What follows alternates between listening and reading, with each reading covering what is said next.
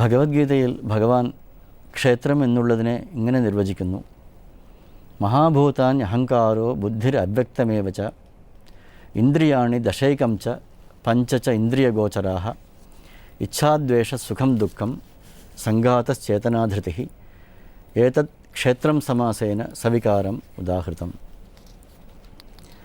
മഹാഭൂതങ്ങൾ, അഹങ്കാരം, ബുദ്ധി, അവ്യക്തം, ഇന്ദ്രിയങ്ങൾ, 10 ഇന്ദ്രിയങ്ങളും ബാഹ്യേന്ദ്രിയങ്ങളും ജ്ഞാനേന്ദ്രിയങ്ങളും ഉഭയേന്ദ്രിയമായ മനസ്സും ഇന്ദ്രിയഗോചരങ്ങളായ തന്മാത്രകളും ഇച്ഛാദ്വേഷം സുഖം ദുഃഖം ഇങ്ങനെയുള്ള കാര്യങ്ങളും, ഇങ്ങനെയെല്ലാം കൂടി 24 തത്വങ്ങളാണ് ക്ഷേത്രം.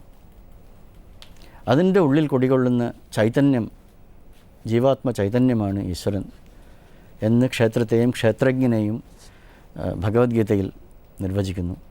ഭഗവത്ഗീതയിൽ എങ്ങനെയാണ് ക്ഷേത്രജ്ഞ രൂപത്തെപ്പറ്റി പറയുന്നത്.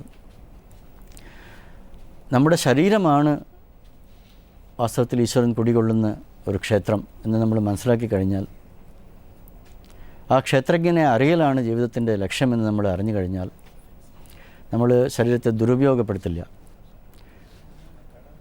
നമ്മൾ അറിഞ്ഞുകൊണ്ട് ചെയ്യുന്ന പ്രജ്ഞാപരാധങ്ങൾ, അറിഞ്ഞുകൊണ്ട് ചെയ്യുന്ന തെറ്റുകൾ, അറിഞ്ഞുകൊണ്ട് ചെയ്യുന്ന അധർമ്മങ്ങൾ,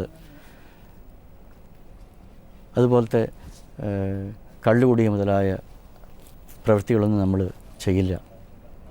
ഈ ശരീരത്തിനെ സദുപയോഗം ചെയ്തുകൊണ്ട് ഈ മനസ്സിനെയും ഈ ശരീരങ്ങളെയും നമ്മുടെ ഇന്ദ്രിയങ്ങളെയൊക്കെ ക്ഷേത്രങ്ങളിലേക്ക് പോവുക, ക്ഷേത്ര മഹാപുരുഷന്മാരെ കാണുക, വേദശ്രവണങ്ങൾ പോലത്തെ കാര്യങ്ങൾ ചെയ്യുക, അവരുടെ ഉപദേശങ്ങൾ കേൾക്കുക, അതനുസരിച്ച് നടക്കുക, കയ്യും കാലും നമസ്കരിക്കുവാനും മഹാപുരുഷന്മാരെ കാണുവാനും വേണ്ടി ഉപയോഗിക്കുക എന്നൊക്കെ നമ്മുടെ ശരീരത്തെ തന്നെ നമ്മൾ ഒരു പരിശുദ്ധമായ മാർഗത്തിലേക്ക് നമ്മൾ ഉപയോഗിക്കും. ഈ സദുപയോഗം കൊണ്ട് നമ്മുടെ ജീവിതത്തിൻ്റെ സാക്ഷാത്കാരമായ ഈശ്വരപ്രാപ്തി നമുക്ക് ഉണ്ടാകും. ദേവിയാണ് ക്ഷേത്രം, ദേവിയാണ് ക്ഷേത്രജ്ഞ, നമ്മുടെ ഉള്ളിൽ കുടികൊള്ളുന്ന ഈശ്വര വസ്തു ദേവിയാണ് എന്നൊക്കെ നമ്മൾ കണ്ടു. ക്ഷയവൃദ്ധി വിനിർമുക്ത എന്നുള്ള മന്ത്രമാണ് അടുത്ത മന്ത്രം.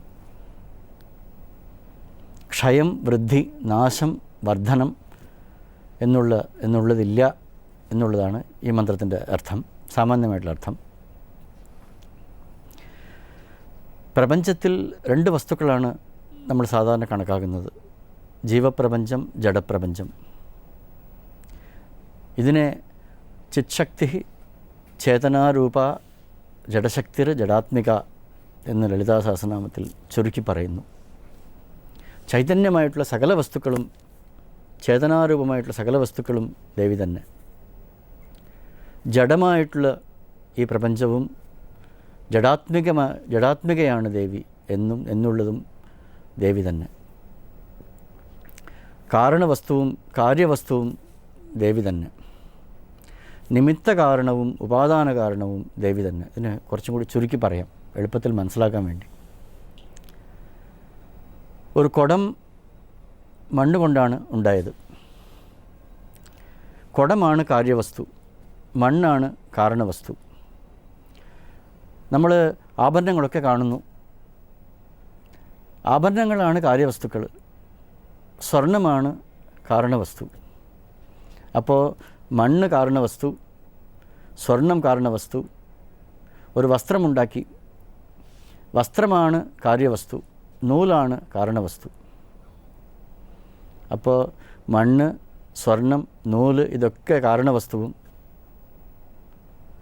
വസ്ത്രം, ആഭരണം, കുടം എന്നുള്ളതൊക്കെ കാര്യവസ്തുവും ആയിട്ട് നമുക്കതിനെ മനസ്സിലാക്കാം. ഈ പ്രപഞ്ചത്തിൽ എല്ലാ വസ്തുക്കളും ചിത്ശക്തിയായിട്ടുള്ളതും ജഡശക്തിയായിട്ടുള്ളതും ദേവി തന്നെ. കാരണവസ്തുവായിട്ടുള്ളതും കാര്യവസ്തുവായിട്ടുള്ളതും ദേവി തന്നെ. സൃഷ്ടിയും സൃഷ്ടാവും ദേവി തന്നെ. രണ്ടും രണ്ടല്ല എന്നമ്മ പറയുന്നു.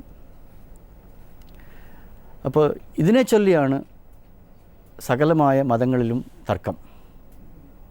ജഡവസ്തുക്കളെ ആരും തർക്കിക്കാറില്ല. ചൈതന്യ വസ്തു ഒന്നാണ്, അത് രണ്ടല്ല, ഏകമെന്ന് ശങ്കരാചാര്യർക്ക് പറയാമായിരുന്നു. പക്ഷേ അദ്ദേഹം അദ്വൈതം എന്നുള്ള വാക്ക് ഉപയോഗിച്ചു. രണ്ടല്ല എന്നുള്ള വാക്കാണ് ഉപയോഗിച്ചത്.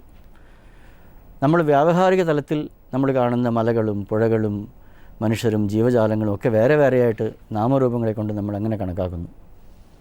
പക്ഷേ ഇതിൻ്റെ ഉള്ളിലുള്ള വസ്തു, ചൈതന്യ വസ്തു, ജീവാത്മാവും പരമാത്മാവും ഒന്ന് തന്നെ എന്ന് അദ്ദേഹം സിദ്ധാന്തിച്ചു. അതേസമയം മാധ്വരെ പോലെയുള്ളവർ ഇത് ഒരിക്കലും ഒന്നാവാൻ സാധിക്കില്ല, ജീവൻ വേറെ ഈശ്വരൻ വേറെ എന്നുള്ള രീതിയിൽ അവരുടെ വാദങ്ങൾ മുൻവച്ചു. നമ്മൾ സാധാരണ കാണുമ്പോൾ 3 തരത്തിലാണ് പ്രപഞ്ചത്തെ കാണുന്നത്. 1 വ്യാവഹാരികം, 2 പ്രാതിഭാസികം, 3 പാരമാർത്ഥികം. വ്യാവഹാരിക തലത്തിൽ ഓരോന്നും വേറെ വേറെ തന്നെ നാമരൂപാദികളെ കൊണ്ട് അത് ഭിന്ന ഭിന്നമായിട്ടാണ് കാണുന്നത്. അങ്ങനെയാണ് നമ്മൾ പേര് വിളിക്കുന്നത്.